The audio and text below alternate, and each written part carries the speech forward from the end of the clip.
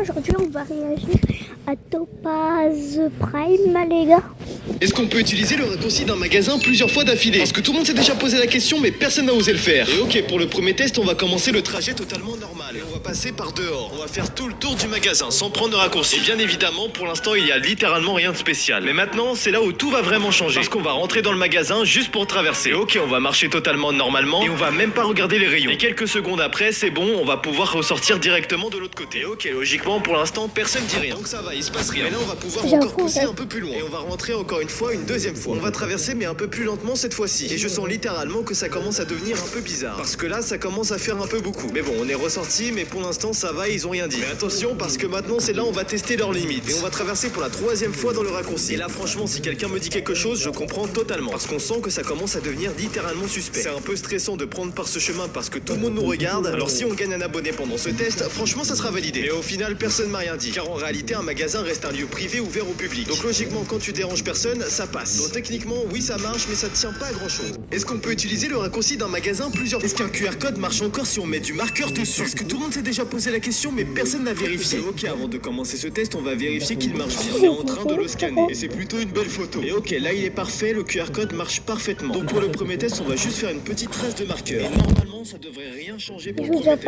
On est en train de scanner. Et ok, ça marche littéralement encore. C'était plutôt logique. Et à partir de ce moment-là, c'est là où tout va vraiment changer. Parce qu'on va faire encore plus pire avec le marqueur. Et normalement, malgré tout ça, ça devrait encore marcher. Et avant de faire avec le marqueur, on va faire avec pas mal de choses. On va essayer de le détruire un peu avant le marqueur. Et après avoir fait ça, on va pouvoir passer enfin au marqueur. Et là, on va aller beaucoup plus loin. On va faire plein de traits de partout et du gribouillage de partout. Et là, ça commence vraiment à être sérieux. C'est bon, le QR code est bien détruit, mais on le voit encore. Normalement, ça devrait encore marcher. Et c'est bon, le QR code est quasiment tout détruit. Et on va voir si ça marche encore et si c'est vraiment vrai. Ok, du coup, on va pouvoir prendre le deuxième téléphone et on va commencer à le scanner. Et je vous mens pas, c'est un peu stressant. J'ai pas envie de perdre un QR code. Alors, si on gagne un abonné pendant ce test, franchement, ça sera validé. Et finalement, c'est totalement faux. On fait quelques gribouillages et ça marche.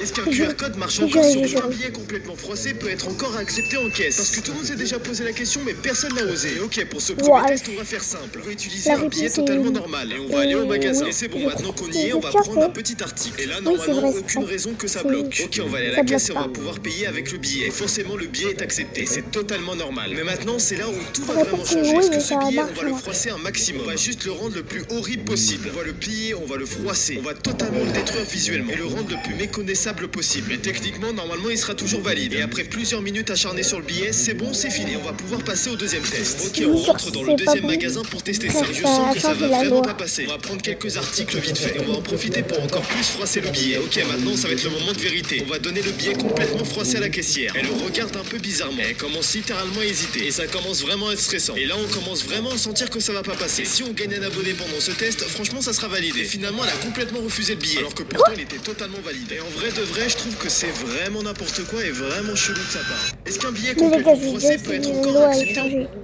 Est-ce qu'on peut faire ses courses et partir sans rien acheter? Parce que tout le monde s'est déjà posé la question, mais personne n'a osé le faire. Ok, pour commencer, on va faire exactement comme tout le monde. On va rentrer dans un premier supermarché. On va chercher des articles à vraiment payer. Et on va faire un petit tour tranquillement dans les rayons. Donc là, pour l'instant, rien de spécial. Et on va pouvoir passer en caisse. Et on va payer totalement normalement. Et ensuite, on va pouvoir ressortir. Donc jusque-là, tout est totalement logique. Mais maintenant, c'est là où on va aller encore plus loin. Et on va aller direction un deuxième supermarché. Ok, cette fois-ci, on va prendre un énorme caddie. Et on va pouvoir rentrer dans le magasin avec le caddie. Et on va tourner un peu dans le magasin et on va mettre des articles dedans. On change beaucoup de rayons. On va prendre que des produits qui viennent de partout. Et on va faire un gros tour complet du magasin. Et ça fait déjà plusieurs minutes que je tourne. Et on commence vraiment à se demander si quelqu'un va venir me parler. Et pour l'instant, rien du tout. Donc là, c'est le moment où on va tout reposer. On va remettre chaque article à sa place. Et on va juste garder le caddie. Et on va pouvoir se diriger vers la sortie. Et le plus calmement possible. Exactement sans rien acheter. Ok, on s'apprête littéralement de sortir du magasin avec le caddie vide. Et j'en ai aucune idée si pour l'instant, il y a la sécurité derrière moi. Parce que peut-être ils voudront me parler de pourquoi j'ai fait ça. Et en vrai, tant que tu déranges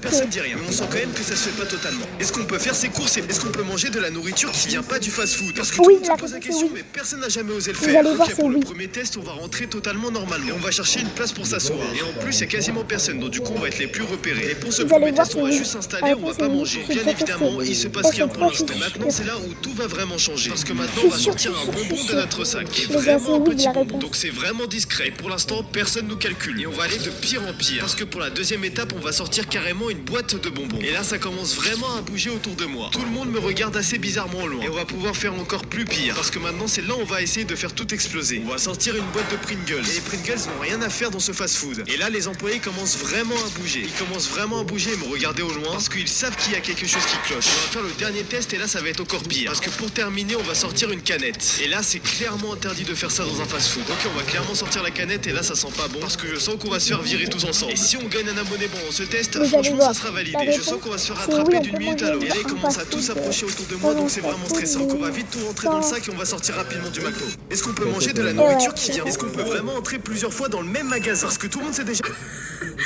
Est-ce qu'un magasin accepte vraiment un code barre marqué au marqueur? Parce que tout le monde sait déjà. Est-ce qu'un vendeur accepte vraiment une pièce détruite? Parce que tout le monde s'est déjà posé la question mais personne n'a vraiment vérifié. J'avoue. On va chercher une pièce normale toute simple. Et pour le premier test, on va faire comme tout le monde. On va acheter un truc avec. On va aller dans le magasin et on va prendre un article totalement basique. Donc rien de spécial. Et on va passer en caisse. Et la pièce est totalement acceptée. C'est normal, il n'y a aucun problème sur la pièce. Sauf que maintenant, c'est là où tout va vraiment changer. Parce que cette même pièce, on va complètement l'abîmer. On va lui mettre des gros coups de marteau et on va écrire dessus au marqueur. Et vraiment bien la détruire pour voir si le vendeur va encore l'accepter. Et voilà à quoi elle ressemble maintenant. C'est impossible qu'elle passe. Et pour le deuxième test, on va payer avec. Malgré son état. On va mélanger la pièce abîmée avec quelques pièces normales. Et on va voir si le vendeur va la prendre ou la refuser direct. Et ok, on va mettre les pièces et on va attendre. Et ok, on est en train de mettre les pièces. Et on va attendre tranquillement. Et directement, la machine commence à réfléchir un peu. On voit bien qu'elle hésite clairement. Comme si elle détectait quelque chose. Et franchement, à ce moment-là, on pensait vraiment que c'était foutu. Et la pièce abîmée bloque peut-être tout. Même le vendeur commençait à me regarder bizarrement. Donc ça fait vraiment flipper. Et si on gagne un abonné pendant ce test, franchement ça sera validé. Même si la pièce est défoncée, elle passe toujours. Est-ce qu'un vendeur Est-ce que le self est vraiment... Est-ce que fermer ces applications économise vraiment de la batterie? Parce que tout le monde s'est déjà posé la question mais personne n'a vraiment testé. Et ok, on va chercher un téléphone pour tester tout ça. Et pour ce premier test, on va fermer toutes les applications. Et on va commencer à 36%. Et on va ouvrir qu'une seule application. Et ça va être pour le minuteur. Parce qu'on va mettre pendant 5 minutes. Et on va laisser le téléphone tranquille. Il reste plus qu'à attendre. Beaucoup à attendre. Et ok, on va pouvoir voir le premier résultat. Et le téléphone est à 34%. Donc on a seulement perdu 2%. Et ok, pour l'instant, ça a l'air d'être logique. Et là maintenant, c'est là où tout va changer. Parce qu'on va faire le deuxième test. On va ouvrir toutes les applications du téléphone. Et cette fois-ci, on va partir de 34%. Et on va mettre le minuteur. Je laisse allumer. Et si on gagne un abonné pendant ce test, franchement, ça sera validé. On va pouvoir regarder le résultat. Et ça a pris vraiment beaucoup de batterie. On a perdu 6%. Est-ce que fermer ces est-ce que les tickets de caisse des magasins sont faux? Parce que tout le monde se pose la question, mais personne n'a jamais vraiment vérifié. Ok, on va chercher un magasin pour tester tout ça. Et pour ce premier test, on va acheter plusieurs articles. Mais par contre, on va pas prendre le ticket, comme forcément la plupart des gens. Donc on tourne dans le magasin en achetant des articles. J'ai pas d'argent. Et on va payer. On va prendre nos produits et on va partir. Donc pour ce premier test, on n'a rien vérifié. On a fait totalement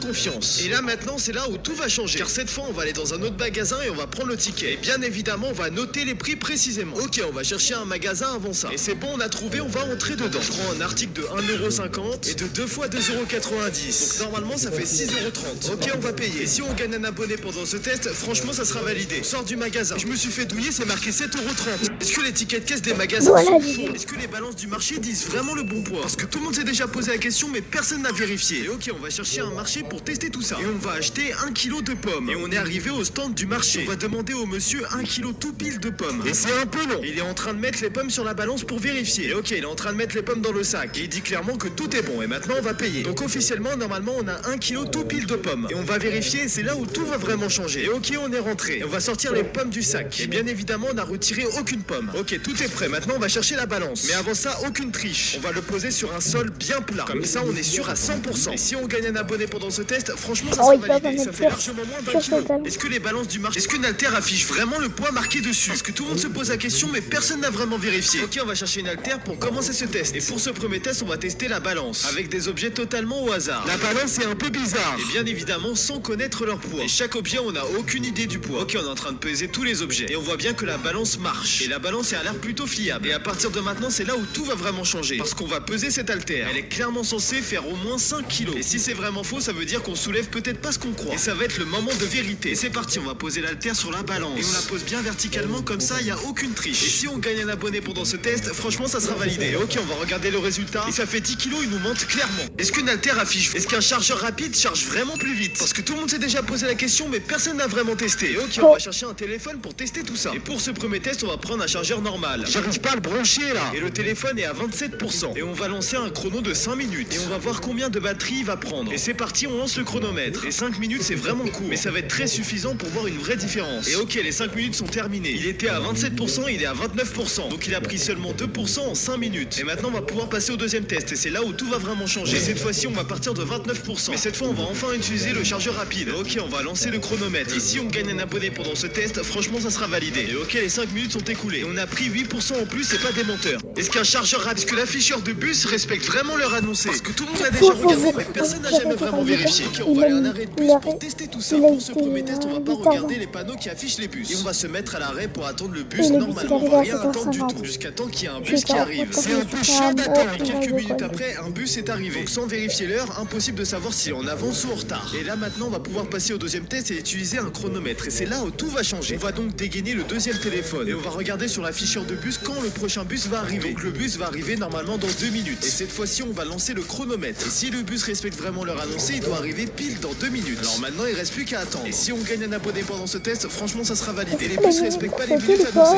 Est-ce que l'afficheur de bus respecte vraiment les minutes? Propose actuellement une promotion. Cliquez sur le lien. Est-ce que souffler sur un plat chaud le refroidit vraiment plus vite? Parce que on l'a déjà fait, mais personne n'a jamais vraiment vérifié. Ok, on va chercher un micro-ondes pour tester tout ça. Et pour ce premier test, on a un verre d'eau. Et on va le chauffer au micro-ondes. Et il reste plus qu'à attendre. Et c'est super long. Et c'est bon, c'est fini. Là, l'eau est vraiment très chaude. Il y a vraiment de la vapeur de partout, donc c'est vraiment chaud. Et pour ce premier test, on va pas souffler. On va le laisser faire totalement normalement. La vapeur, elle est toujours là et ça refroidit pas du tout. On va arrêter ça tout de suite parce que maintenant, c'est là où tout va changer. On remet dans le micro-ondes avec le même verre et la même eau. Et la même température. On va pouvoir passer au deuxième test et là, on va souffler dessus. Ok, on va pouvoir poser, c'est vraiment super chaud. Et cette fois, on va bien souffler dessus. Et si on gagne un abonné pendant ce test, franchement, ça sera validé. Ok, on va beaucoup souffler pour voir. On va essayer de boire, mais c'est toujours aussi chaud, ça marche pas du tout. Est-ce qu'on peut vraiment ressortir d'un magasin sans? Est-ce que le mode avion fait vraiment charger le téléphone plus vite? Non, Tout le monde s'est vraiment déjà pas. posé la question, mais personne n'a vraiment testé. Ok, on va chercher un téléphone pour tester ça. Et pour ce premier test, on va charger le téléphone normalement. Et bien évidemment, sans le mode avion. Le téléphone est à 30%. Comme ça, on est vraiment sûr. Ok, on charge le téléphone avec un minuteur de 5 minutes. Et maintenant, il reste plus qu'à attendre 5 minutes. Ok, fin des 5 minutes et on se retrouve avec 38%. On a donc pris seulement 8%. Ok, maintenant, on va faire exactement la même chose. Et avec le mode avion, et c'est là où tout va vraiment changer. On garde le même tu vas voir. téléphone, le même Perdre chargeur la et les mêmes 5 minutes. Mais cette fois, on utilise le mode avion. Et on repart avec 38%. Et on va encore attendre 5 minutes pour le résultat. Et c'est très long. Et si on gagne un abonné pendant ce test, franchement, ça sera validé. Et le Mais minuteur c'est pas sonne. long. Et on a gagné seulement 8%. C'est faux, ça sert à rien. Est-ce que le Voilà, mode avion d'accord. fait vraiment charger le téléphone plus vite? Parce que tout...